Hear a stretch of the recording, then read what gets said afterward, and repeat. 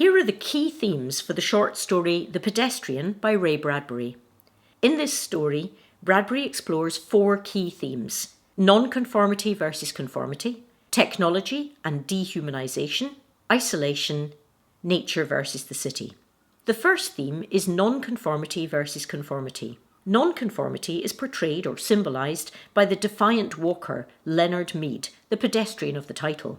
Meanwhile, conformity is illustrated by the other inhabitants of the city, who fall in line with the expectations of their mysterious technological masters and only venture out of their houses by day to work, but remain glued to brain-dumbing TV shows by night on Channel 4, Channel 7, Channel 9. They and their homes are described using the language of death, such as grey phantoms who sat like the dead in the tombs, which is in direct contrast to Leonard, who is tuned into nature and still curious to experience the outside world regularly. As becomes clear in the closing paragraphs of the story, he will pay a price for his individuality, and it appears highly likely that he too will end up brainwashed and conforming like the others after his visit to the centre.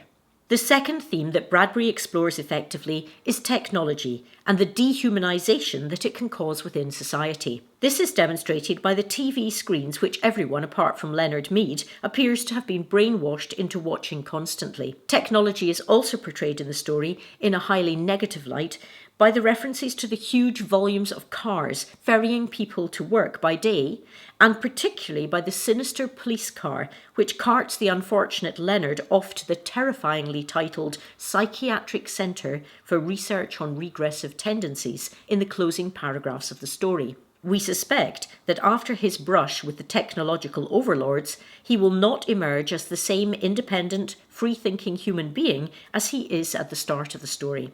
The lights that differentiate his home from the other houses will be literally and metaphorically extinguished.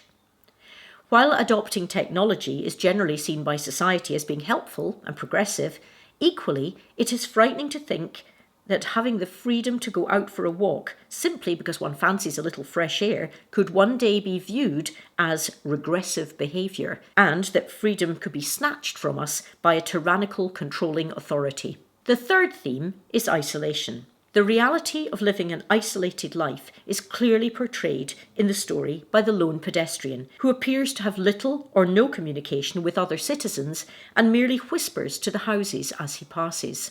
As he walks, his shadow is described as moving like the shadow of a hawk in mid-country, and with hawks being solitary hunters, this emphasises his individuality and his loneliness. We're told that he has only dry riverbeds, the streets, for company. Even the police car, with its metallic voice, does not contain a human being and continuously emits mechanical sounds such as a humming and a faint whirring click.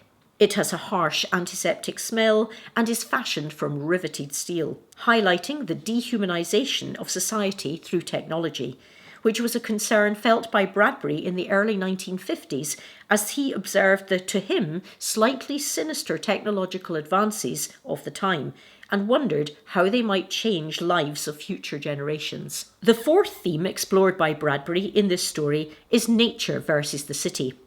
Evocative language is used at several points in the story to describe nature, such as Leonard's lungs blazing like a Christmas tree, a simile, the rusty smell, multisensory language, that he inhales as he picks up the leaves, or his satisfaction at the sound of the faint push of his soft shoes through autumn leaves. Note the fabulous sibilance here. Evidently, Leonard, who has been a professional writer and is a free, creative spirit, enjoys the natural world, hence his explanation to the police car of his purpose for leaving his house each night and walking. For air and to see, and just to walk. This connects Leonard with the ideals of the 19th century Romantic writers who wrote about the natural world. Leonard's romantic notions are clearly at odds with the conventions and expectations of the society to which he belongs. Back in real life, this story makes us wonder how long it will be before leaving our screen and venturing outside will bring us into conflict with those in authority in our own society. On a slightly more positive note, the only one in the story, the references to nature defying the concrete man-made structures mirror Leonard's nonconformist behaviour, suggesting there could be a way back. While the story is set in winter, when most plants are not growing, there's a glimmer of hope that spring might bring new life in the future. Thank you for watching this video, and I hope you found it useful. See you next time. In other videos on the Pedestrian, we look at an overview and key quotes from the story. If you found this or any of our other videos useful, it would be great if you could subscribe to the YouTube channel. Thanks for your support.